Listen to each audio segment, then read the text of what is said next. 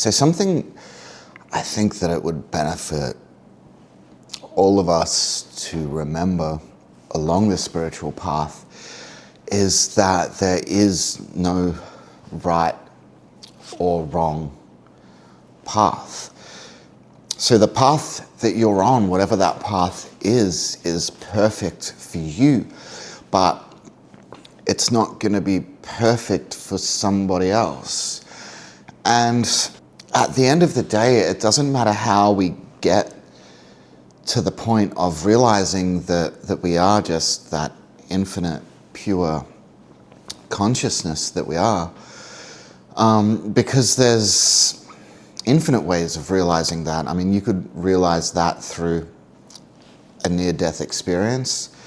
You could realize it through a traumatic experience. You could realize it through drugs. You can realize it through religion.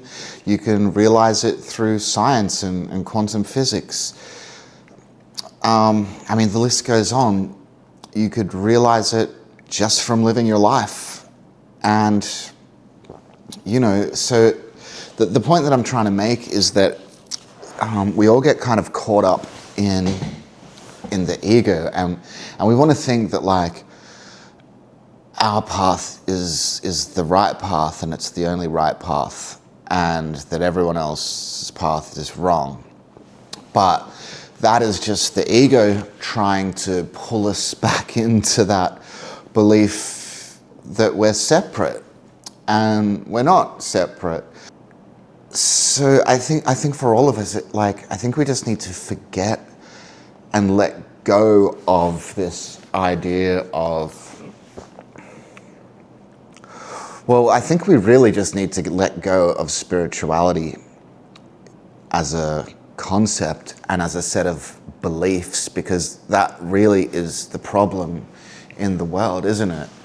Is that we have beliefs, but if we don't fully believe them and we pretend that we do, and then there's another conflicting belief, then of course we're going to get triggered, because that conflicting belief, so whether it's between religion and science or whatever it might be, that conflicting belief is going to trigger your own inner fear that you might be wrong. So basically, if you're being triggered by another path, that means you haven't fully yet released all of your ego, and you haven't fully released all of your own fear and your own doubt and all of that stuff. But I think once we accept, though, completely that we are love, then we can kind of look at everyone's individual path, because every one of us is exactly the same, and we're all going through the same journey and the same process in our own way.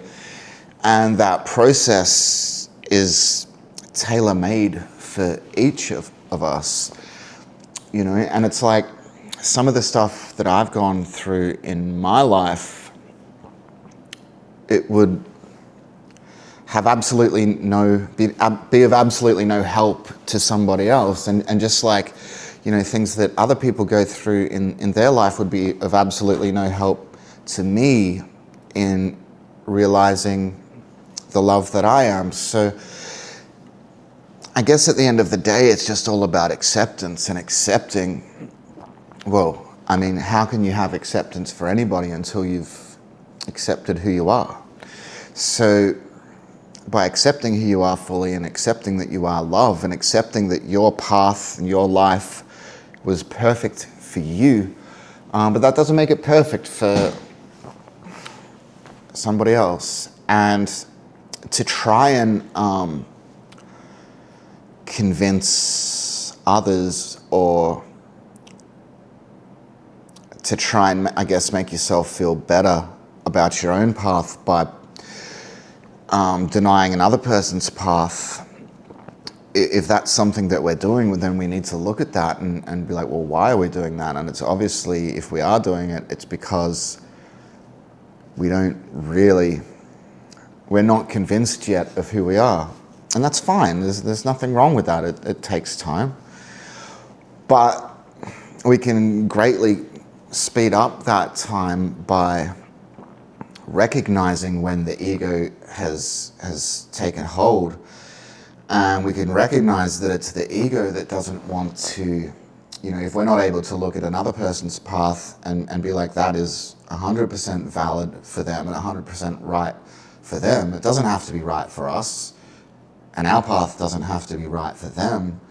And if we can recognize that and see that, then that kind of tells us that we are going beyond the ego, because at the end of the day, if everything in this world is a projection of the ego, which we all know that it is, then anything that we do in this world is based upon that ego. It doesn't matter what it is. So to judge one person based on how they're coming back home to themselves is to judge yourself. And that judgment is saying that you're separate. You're showing yourself that you still believe in separation, and you still believe in the ego.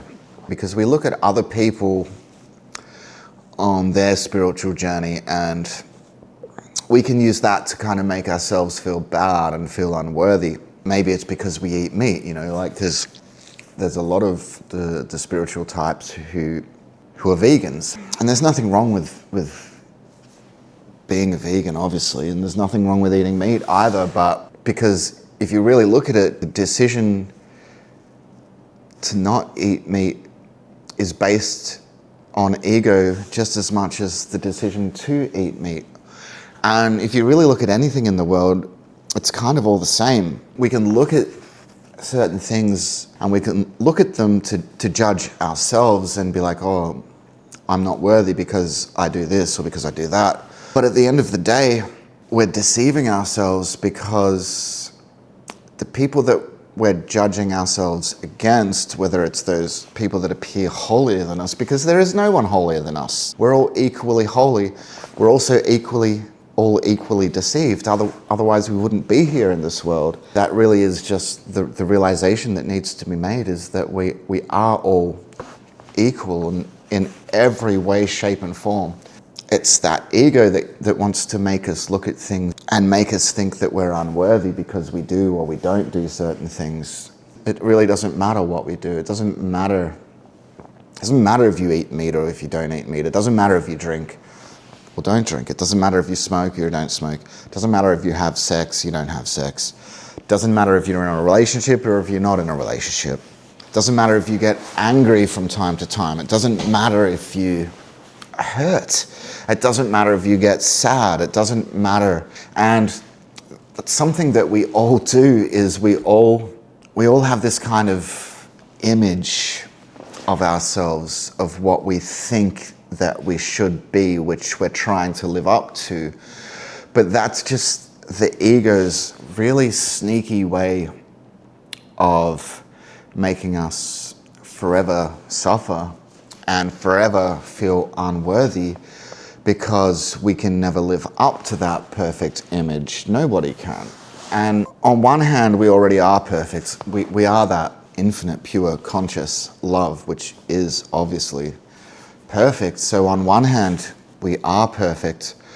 But on the other hand, we are still holding a lot of this unworthiness, guilt, shame, and everything else. And it's that need to be perfect that stops us from looking at all that stuff, because we don't want to feel unworthy and we don't want to feel that the guilt and the shame that we've hidden from ourselves.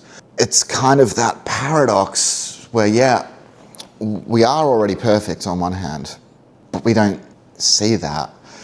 And it's because we don't see that we have this guilt, this unworthiness, and that all comes from the belief that we separated from what we are, which is that pure infinite consciousness. We separated from our source, and that's the reason that we feel all of that guilt and that unworthiness. because we feel like we went against God, we went against ourselves. But the reality is that we never actually did go against ourselves. It was our own unconscious fear of that infinite, pure love that we are. And we created all of it to kind of run from who we are.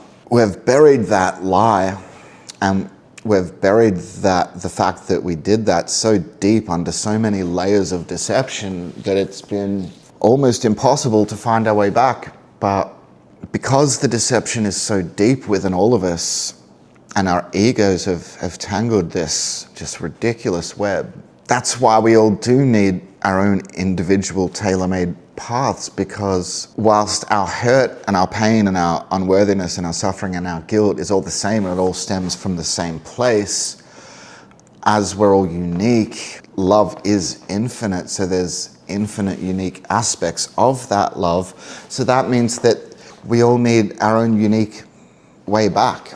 So judging yourself for, if your way back is to be, let's just say, a drug addict, if your way back is to be an alcoholic, if your way back is to be a full-on materialist and, into the law of attraction and gaining all the money in the world, if your way back is to give all your money away, if your way back is to be a vegan, if your way back is to abstain from sex, if your way back is to be a sex addict, because all roads lead to the same place, which is back to the love that we are.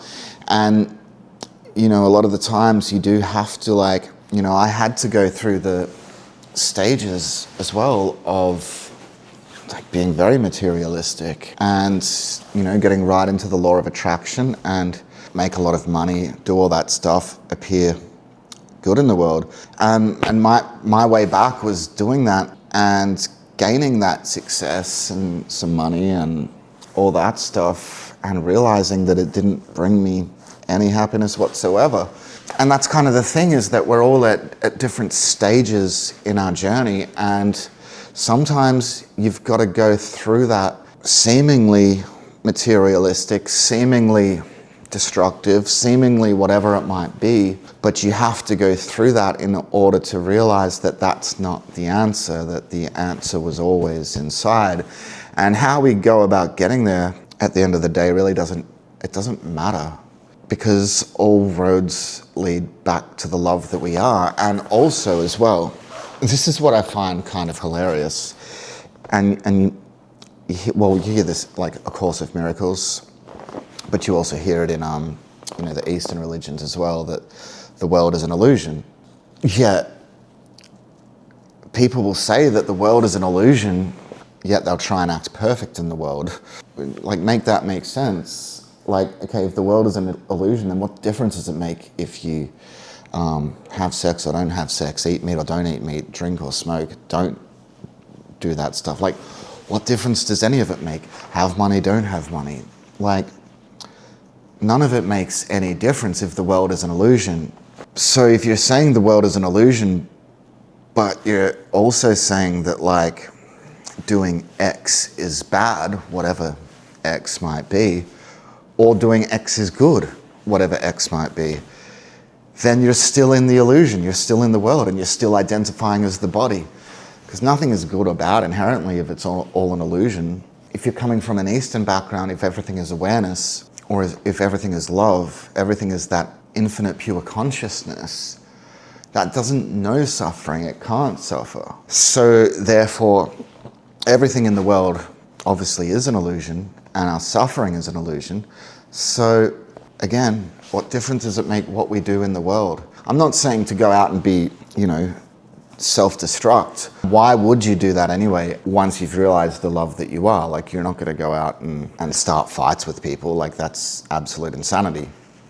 It's only the ego that does that. But even though you do know yourself as infinite love, you do still have to live in the world. So, I think this is the difference right here, is once you know that you're love and you know that everything in this world is ego-based, then you're going to be functioning from that place of love, and you're going to be doing the things that you do from that place of love. You will still fall into the ego from time to time. Everybody will. But you will not judge yourself for it, and you'll recognize that, okay, I'm falling back into the ego right now, and you'll just watch yourself do it and just kind of laugh at yourself. Like, it's kind of funny because it's ridiculous and it's stupid, and you know that it is. This is where real lasting peace and happiness comes from. It's not trying to be perfect. And I mean, I've done all this. I've meditated for like 8 hours a day, and I've done all the insane things that people do. Like, no one's exempt from it. But now I can kind of look back and laugh at myself and be like, wow, like I really was quite insane. And now I can just relax, I guess, and allow my human aspects, my ego side, to just be what it is, to just be.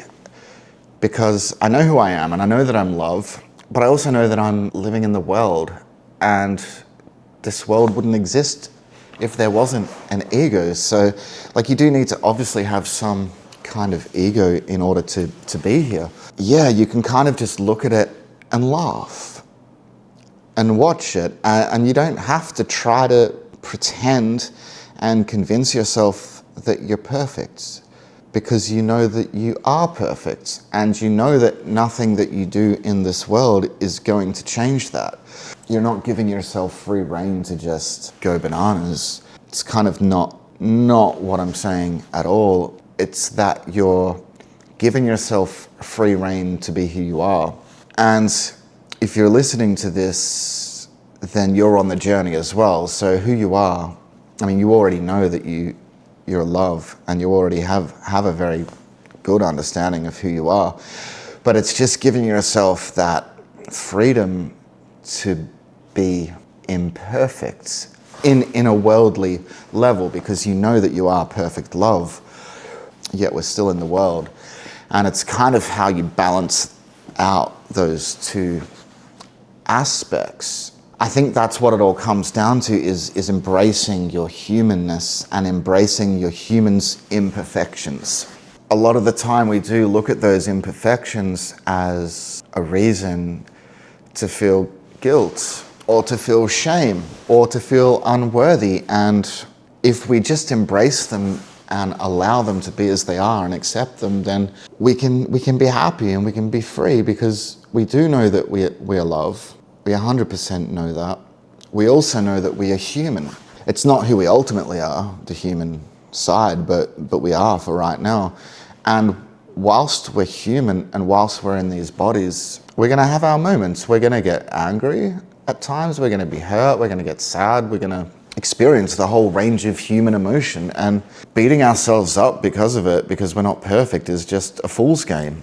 And it's just going to keep us trapped in the ego. So yeah, just embrace all of it. Embrace all of your humanness. Embrace all of your flaws. Embrace everything, really. Embrace your unworthiness. Embrace your guilt. Embrace all of it, because by embracing all of that, what you're really embracing is embracing love, because love doesn't leave anything out. Love doesn't have to hide anything from itself. Why would it? Love is unconditional. And if we hide anything from love, if we hide anything from ourselves, then we're going to always be incomplete. Yeah, just embrace all of it, love all of it, and don't hide anything from God, from love, and don't hide anything from yourself.